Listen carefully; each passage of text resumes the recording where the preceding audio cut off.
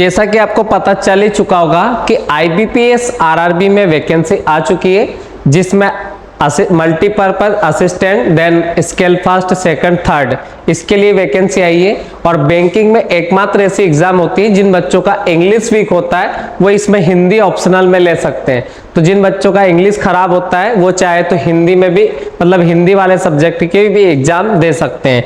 अब देखते हैं इसके बारे में, इसके फॉर्म कब से भराएंगे, कितने फॉर्म के चार्जेस लगने वाले, कौन कौन फॉर्म इसका भर सकता है, इसके लिए एजुकेशन क्वालिफिकेशन क्या मांगा गया, एग्जाम कब होगी, तो इसका पूरा डिटेल अपन देखते हैं। तो सबसे पहले अपन आईबीपीएस आरआरबी को जानते हैं। आईबीपीएस का फुल फॉर्म होता है institute of banking personal selection. RRB का मतलब होता है रीजनल, रूरल रीजनल बैंक, ठीक है, ग्रामीण क्षेत्रीय बैंक भी आप इसको बोल सकते हैं। अब अगर अपन बात करें तो सबसे पहले इसकी इंपॉर्टेंट डेट्स के बारे में अपन देखते हैं। तो फॉर्म भरने की जो तारीख है वो दे रखा है 7 जून से लेकर 27 जून के बीच में आप इसके फॉर्म भर सकते हैं। 7 जून से लेकर 27 जून के बीच में इसके फॉर्म भर सकते हैं। और पेमेंट करने के लिए जो लास्ट डेट है वही सेम डेट है। और उसके बाद में यहाँ दे रखा है कि एग्जामिनेशन डेट है, जैसे 2 एग्जाम्स इसमें होती है, पहले प्री होगा, फिर मेंस होगा, देन लास्ट में होगा इंटरव्यू। तो प्री वाली जो एग्जाम होने वाली वो अगस्त 2024 में होने वाली है। तो अगस्त 2024 में इसकी एग्जाम्स होगी प्री वाली। और सेकंड मतलब मेन जो एग्जाम होगी तो मेंस इसका होगा सितंबर और अक्टूबर में। उसके बाद में अगर अपन बात करें सितंबर और अक्टूबर में इसका एग्जाम होगा मेंस। और उसके बाद में अगर अपन बात करें तो इसका जो अलॉटमेंट हो जाएगा इंटरव्यू के बाद में। तो इंटरव्यू समथिंग अगर अपन बात करें तो इंटरव्यू इसके अक्टूबर नवंबर में होने वाले, और जनवरी में आपको जॉब मिल जाएगी अगर आपका सिलेक्शन होता है तो ये तो थी इसकी इंपॉर्टेंट डेट्स। अब इंपॉर्टेंट डेट्स के बाद अपन चलते हैं आगे।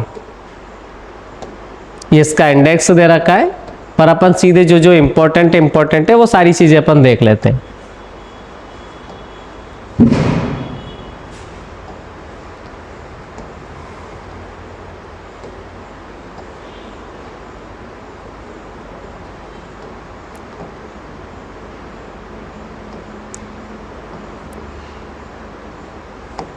देखो आरआरबी में ये देखना अपन को कि किस किस बैंक के लिए एग्जाम निकली हुई है।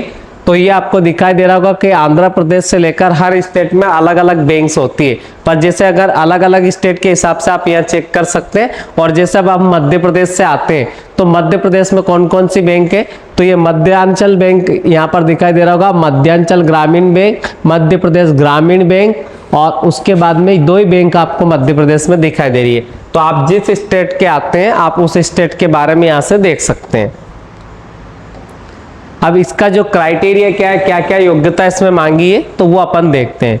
तो सबसे पहले अभी ये एज लिमिट दे रखा है, तो 1 जून 2024 को एज लिमिट पूरी होनी चाहिए। अब ये दे रखा है कि इसमें ग्रुप ए और ग्रुप बी 2 प्रकार की पोस्ट होती है। अब ग्रुप ए मतलब बड़ी पोस्ट होती है थोड़ी, और ग्रुप ए में उससे छोटी पोस्ट होती है। इसको इसमें कहते हैं मल्टीपर्पज असिस्टेंट, या आप इसे क्लर्क बोल सकते हैं शुद्ध भाषा में। तो ये मल्टीपर्पज असिस्टेंट होता है। इसकी जो एज लिमिट है 18 से 28 साल इसकी एज लिमिट है, ठीक है।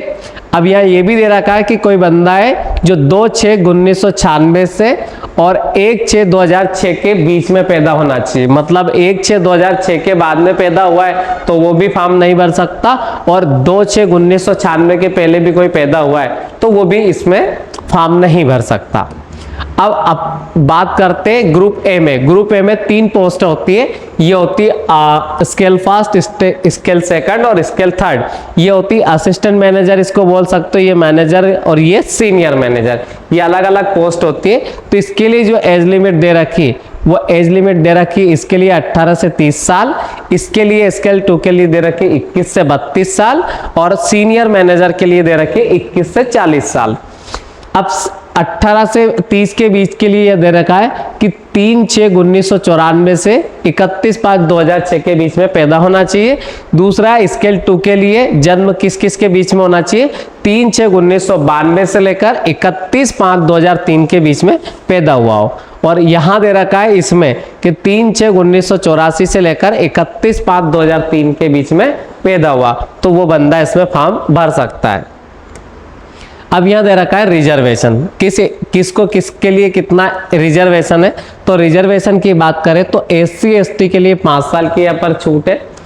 दूसरा है OBC के लिए 3 साल की छूट है, और जो डिजेबिलिटी वाले होते हैं उनको यहाँ 10 साल की छूट रहती है, ये आपको याद रखना है। और अगर अपन बात करें तो ये एक्स सर्विसमैन की है 8 साल की छूट है, देन ये प्लस 3 साल की छूट है, तो ये उनका एक्स सर्विसमैन का है। अब ये दे रखा है इनका एजुकेशनल क्वालिफिकेशन। अब एजुकेशनल क्वालिफिकेशन की बात करें तो ये दे रखी है आपकी पोस्ट, और उसके बाद में ये दे रखा है कि इसके लिए क्वालिफिकेशन क्या होना चाहिए। तो ऑफिस असिस्टेंट की अगर हम बात करें, सबसे ज्यादा इसी की वैकेंसी है, इसमें 9,995 वैकेंसी में 7-7 हजार से ऊपर इसकी वैकेंसी है, बाकी की इनमें है। तो अगर हम बात करें ऑफिस असिस्टेंट की, तो ऑफिस असिस्टेंट के लिए bachelor degree in any discipline from a recognised university और इक्विवेलेंट। कहने का मतलब है बस ग्रेजुएशन आपसे मांगा है, और ग्रेजुएशन किसी भी स्ट्रीम से हो, और थोड़ा बहुत बेसिक आपको कंप्यूटर नॉलेज हो, तो ये आपसे मल्टीपर्पज असिस्टेंट के लिए मांगा है। अब बात करें स्केल फर्स्ट के लिए, तो स्केल फर्स्ट के लिए भी आपसे केवल और केवल ग्रेजुएशन मांगा है, इन फील्ड में से किसी भी फील्ड में से आपके पास ग्रेजुएशन हो। अगर बात करें स्केल 2 के लिए, तो स्केल 2 के लिए 2 ईयर एक्सपीरियंस मांगा गया है, 2 year as an officer in bank और फाइनेंशियल इंस्टीट्यूट, तो इसमें 2 साल का एक्सपीरियंस मांगा गया है। स्केल फर्स्ट के बाद में अगर स्केल सेकंड की बात अगर करें तो यहाँ पर 1 ईयर एक्सपीरियंस मांगा गया है, पर इन फील्ड में मांगा गया है, जिसे यहाँ दे रखा ना स्पेशल ऑफिसर है, ये स्पेशलिस्ट ऑफिसर होते हैं। अब अगर मान लो कोई IT से है तो उसको IT के बारे में 1 साल का एक्सपीरियंस होना चाहिए। अगर वो एग्रीकल्चर से तो एग्रीकल्चर से उसे एक्सपीरियंस होना चाहिए। और ये स्केल 3 है, तो इसमें मिनिमम 5 साल का एक्सपीरियंस मांगा गया है। ये भी दे रखा है कि जो भी आपका एजुकेशन क्वालिफिकेशन है, तो all the educational qualification mention should be from a university और institution board recognised by government of India, approve by the government regulatory bodies, and result should have been declare और before 27 June 2024। मतलब 27 June 2024 के पहले आपका result आ चुका है, तो आप इसके लिए अप्लाई कर सकते हैं, अदरवाइज इसमें अप्लाई नहीं कर सकते हैं। तो ये तो हो गया इसका एजुकेशनल। तो यहां पर अगर अपन देखते हैं आगे एप्लीकेशन फीस, मतलब चार्जेस कितना लगेगा फॉर्म भरने का। अगर हम बात करें स्केल फर्स्ट, सेकंड और थर्ड के लिए, तो 175 रुपए लगेंगे SC और ST के लिए, और 850 रुपए लगेंगे ऑल अदर के लिए। तो मतलब यहाँ पर देखा जाए तो SC ST को यहाँ पर 175 रुपये बस मात्र लगने वाले, और उसके बाद में अगर कोई जनरल OBC और अदर कैटेगरी में जो आते हैं उनको यहाँ पर 850 रुपये लगेंगे। मल्टीपर्पज असिस्टेंट के लिए भी 175 और 850 सेम है। तो ये आपको याद रखना कि आपका एग्जाम फीस कितने लगने वाला है, आइदर 175 और 8,500, तो 850, सॉरी 8,500 नहीं। अगला अगर अपन देखें कि ऑनलाइन एग्जामिनेशन स्ट्रक्चर क्या रहने वाला, क्या क्या एग्जाम्स में आएगा, कितने लेयर में एग्जाम्स होगी, तो सबसे पहले अगर अपन बात करें तो यहाँ पर दे रखा है कि जो आपका प्री होने वाला है, दोनों में सेम ही रहता है। तो देखो प्री होने वाला है तो यहाँ रीजनिंग और आपका मैथ्स, न्यूमेरिकल एबिलिटी, इसका मतलब मैथ्स ही होता है। इसका मीडियम आप हिंदी या इंग्लिश दोनों रख सकते हो, दोनों में से एक कुछ भी रख सकते हो, वहाँ चेंज भी कर सकते हैं अपन।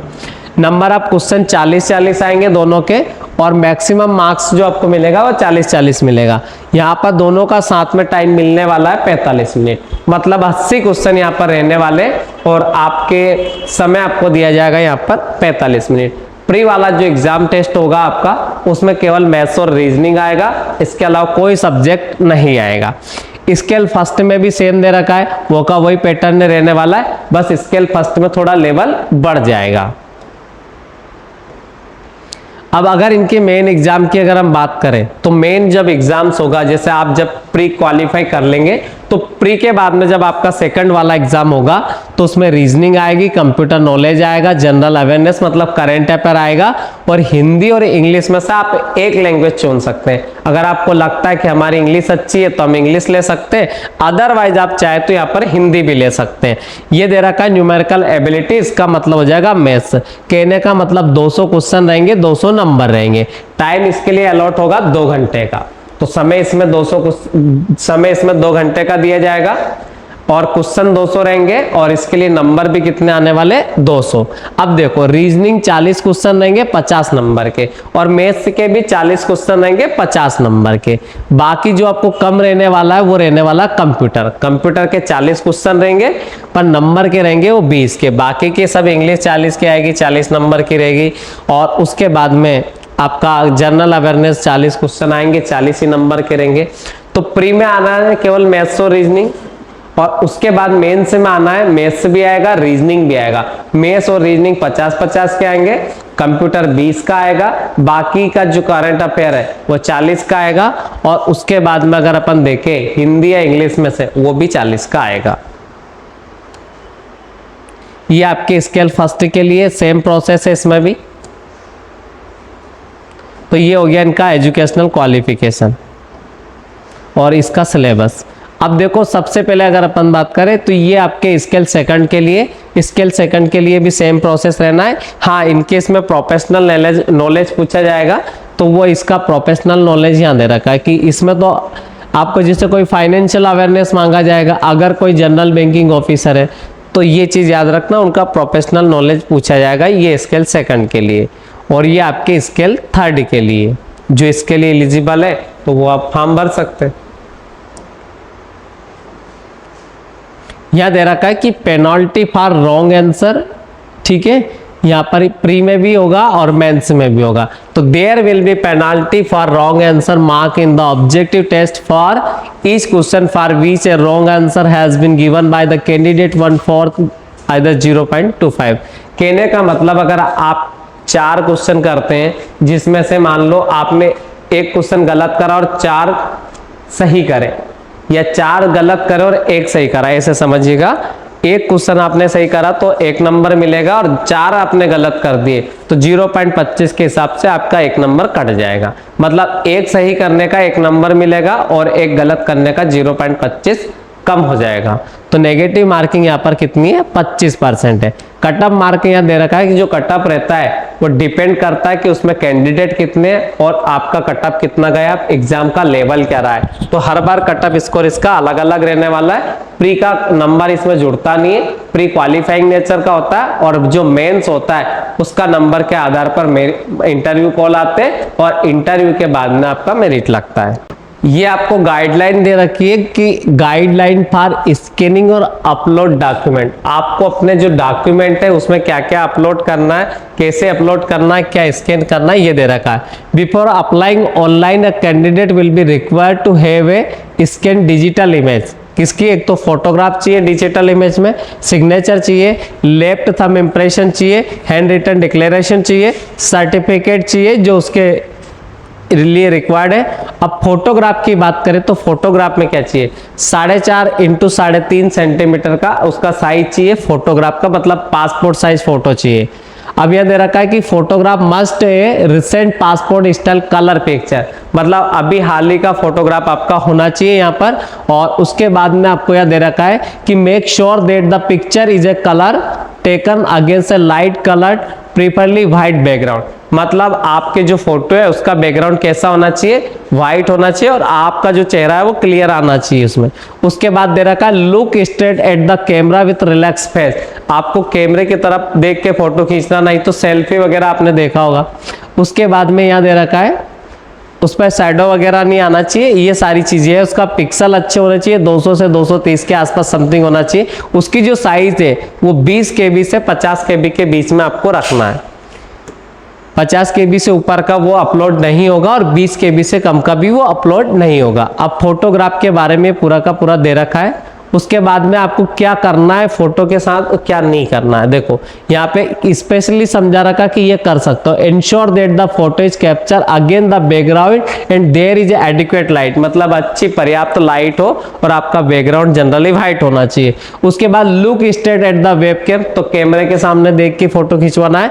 और photograph should be passport size, photo कैसा हो, पासपोर्ट साइज हो। और क्या नहीं करना है, तो स्मॉल साइज फोटोग्राफ नहीं होना चाहिए। और वियरिंग कलर ग्लासेस और सन ग्लासेस, ना तो आपको कलर ग्लासेस पहनना है ना सन ग्लासेस पहनना है। हाँ, आप इस मेरे जैसा चश्मा अगर आप लगाते हैं तो फिर आप ये वाला चश्मा तो यूज कर सकते हैं। उसके बाद में अगला है कि आपके फेस पे कोई शेडो नहीं होना चाहिए और photo taken in a dark और इम्प्रॉपर बैकग्राउंड, मतलब डार्क बैकग्राउंड में आपका फोटो नहीं होना चाहिए और फोटो क्लियर आना चाहिए। सिग्नेचर की बात करें तो यहाँ सिग्नेचर के बारे में दे रखा है, क्योंकि कई बार सिग्नेचर की वजह से भी आपका फॉर्म कैंसिल हो सकता है। तो यह दे रखा the applicant has to sign on white paper with black ink pen, मतलब आपको एक व्हाइट पेपर पे सिग्नेचर करना है और ब्लैक इंक पेन से करना है। डायमेंशन उसका होना चाहिए 140 और 60 पिक्सल के आसपास। साइज उसकी रखना है 10 से 20 KB के बीच में। जब आप उसको स्कैन करोगे ना, उसकी बात मैं बोल रहा हूं। Ensure that the size of the scan image is not more than 20 KB, ये आपको याद रखना है। और signature not in a capital letter uploaded should be appropriate size और क्लियरली विजिबल, कैपिटल लेटर में नहीं होना चाहिए, मतलब जैसे अपन फर्स्ट वाली ABCD में जो लिखते हैं वो नहीं होना चाहिए, ये आपको याद रखना है। लेफ्ट थंब इंप्रेशन के बारे में ये दे रखा है कि आपका जो इमेज है लेफ्ट थंब का वो होना चाहिए लेफ्ट वाला, और उसकी जो पिक्सल वगैरह ये दे रखे 20 KB से 50 KB की उसकी साइज होनी चाहिए। और ये आपको हैंड रिटन नोट्स के बारे में दे रखा है, तो आप इसके बारे में भी देख सकते हैं। The applicant has to write the declaration in English only clearly on a white paper with black ink. File कैसी होनी चाहिए, JPG है, JPG में होना चाहिए। उसका डायमेंशन होना चाहिए 800 × 400 में, ठीक है। और आपकी जो फाइल की साइज हो 50 और 100 KB के बीच में आप रख सकते हो, ठीक है। तो ये आपको याद रखना है और ये लिखना ये होता है उसमें, तो ये आप देख सकते हो। तो मैंने जो भी इम्पोर्टेंट था IBPS RRB के बारे में मैंने वो आपको बता दिया है, ठीक है। Thank you.